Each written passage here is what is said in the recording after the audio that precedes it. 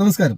2025 June July മാസം മുതലാണ് ഞാൻ ഫേസ്ബുക്കിലൊക്കെ വീഡിയോസ് ഇട്ട് തുടങ്ങിയത്. അപ്പോൾ എനിക്കറിയാവുന്ന കാര്യങ്ങൾ മറ്റുള്ളവർക്ക് ഷെയർ ചെയ്ത് കൊടുക്കുക, ഒരാൾക്കെങ്കിലും പ്രയോജനം അല്ലെ ആർക്കെങ്കിലും ഒക്കെ ഹെൽപ്ഫുൾ ആവുന്ന കരുതിയാണ് ഞാൻ വീഡിയോസ് ഇടുന്നത്. അപ്പോൾ എൻ്റെ വിശ്വാസം ഞാനിട്ട് ഏതെങ്കിലുമൊക്കെ വീഡിയോ ആർക്കെങ്കിലും ഒക്കെ ഹെൽപ്ഫുൾ ആയെന്ന് തന്നെയാണ് ഞാൻ വിശ്വസിക്കുന്നത്. അപ്പോൾ തുടർന്ന് നിങ്ങൾ സപ്പോർട്ട് ചെയ്യുക. നമ്മൾ കഴിഞ്ഞ കുറെ നാളുകളായിട്ട് നമ്മൾ ഈ തട്ടിപ്പിനെ കുറിച്ചൊക്കെ വീഡിയോസ് ചെയ്യുമ്പോൾ എന്നോട് ദുബായ് ആസ്ഥാനമായിട്ട് പ്രവർത്തിക്കുന്ന ഒരു ഏജൻസിയെ കുറിച്ച് പലരും ചോദിക്കാറുണ്ട്. അപ്പോൾ എനിക്ക് ഇതിനെക്കുറിച്ച് കൂടുതൽ ഐഡിയാസ് ഒന്നുമില്ല.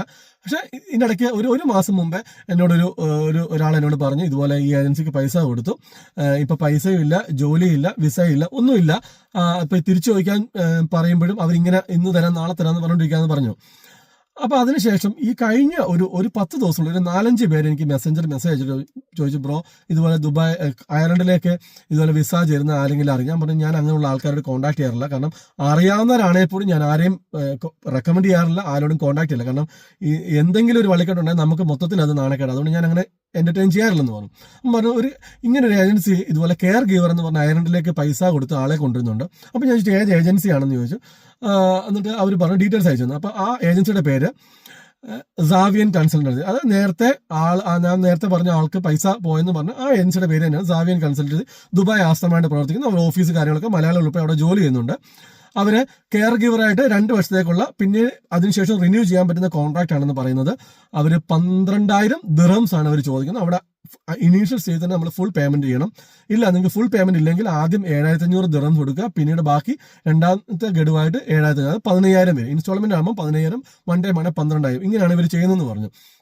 ഞാൻ പറഞ്ഞു, എനിക്ക് ഇവരെ കുറിച്ച് വലിയ അറിവൊന്നുമില്ല. പക്ഷെ എന്റെ അറിവിൽ ഒരാള് ഇതുപോലെ 1 വർഷത്തോളമായിട്ട് പൈസ കൊടുത്തിട്ട് ജോലിയുമായിട്ടില്ല, പൈസയും തിരിച്ചു കിട്ടിയിട്ടില്ല. അത് മാത്രം എനിക്കറിയാം. ബാക്കി നിങ്ങൾ ആലോചിച്ച് ചെയ്യുക. ഞാൻ എന്നെ കൂടെ പേഴ്സണൽ ചോദിക്കുവാണെങ്കിൽ ഇത് കൊടുക്കണ്ടെന്ന് പറയത്തുള്ളൂ എന്ന് ഞാൻ മാത്രം പറഞ്ഞു. അപ്പം അവർ പറഞ്ഞു ഓക്കെ ബ്രോ, അങ്ങനെയാണെങ്കിൽ ഞങ്ങൾ അങ്ങനെ ചെയ്യുന്നുള്ളൂ, തൽക്കാലം ഇപ്പൊ കൊടുക്കുന്നില്ല. ഞാൻ പറഞ്ഞു അന്വേഷിച്ച് ഇതല്ലേ വേറെ വഴി, ദൈവം നിങ്ങൾക്ക് തുറക്കുമായിരിക്കും എന്ന് പറഞ്ഞു.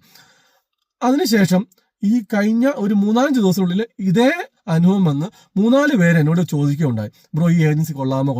അപ്പൊ എനിക്കിതൊന്ന് കൂടുതൽ അറിയണം. കാരണം നമ്മൾ ഇവിടെ നിന്നുകൊണ്ട് ദുബായിൽ അറിയാൻ വലിയ പാടായതുകൊണ്ട് ഞാൻ 2 ദിവസം മുമ്പ് ഫേസ്ബുക്കിൽ ഒരു പോസ്റ്റ് ഇട്ടു. ഈ ഒരു ഏജൻസിയെ കുറിച്ച് നിങ്ങൾക്ക് അറിയാമോ, ഇസാവിയൻ കൺസൾട്ടൻസിയെ കുറിച്ച് ആർക്കെങ്കിലും അറിയാമെങ്കിൽ ഒന്ന് പറയാമോ, അല്ല ഇത് മുഖാന്തരം രക്ഷപ്പെട്ട അയർലൻഡിൽ വന്ന ആരെങ്കിലും ഉണ്ടോ, അല്ലെ പറ്റിക്കപ്പെട്ട ആരെങ്കിലും ഉണ്ടോ എന്ന്. എന്നാൽ ദൈവാദിനത്തിന് അറിഞ്ഞ ഇവര് മുഖാന്തരം രക്ഷപ്പെട്ടു വന്ന ഒരു വ്യക്തി പോലും എന്നെ കോൺടാക്ട് ചെയ്തില്ല. മറിച്ച് ഞാൻ പ്രതീക്ഷിക്കാതെ അപ്പുറമായിട്ട് എനിക്ക് പേഴ്സണലായിട്ട് ഒരു 5-8 പേരെങ്കിലും ഇവർ പക്ക ഫ്രോഡാണ്, ഒരു കാരണവശാലും ഇവർ അടിപ്പിക്കല്, ഇവരുടെ പോകരുത്, ഇവർ പൈസ മേടിച്ചിട്ട് മുങ്ങി നടക്കുക എന്ന് പറഞ്ഞ്, അല്ല 10 പേര് വേണ്ട, ഒരാൾ വന്നാൽ മതി. കാരണം ഒരാളുടെയെങ്കിലും പൈസയാണല്ലോ.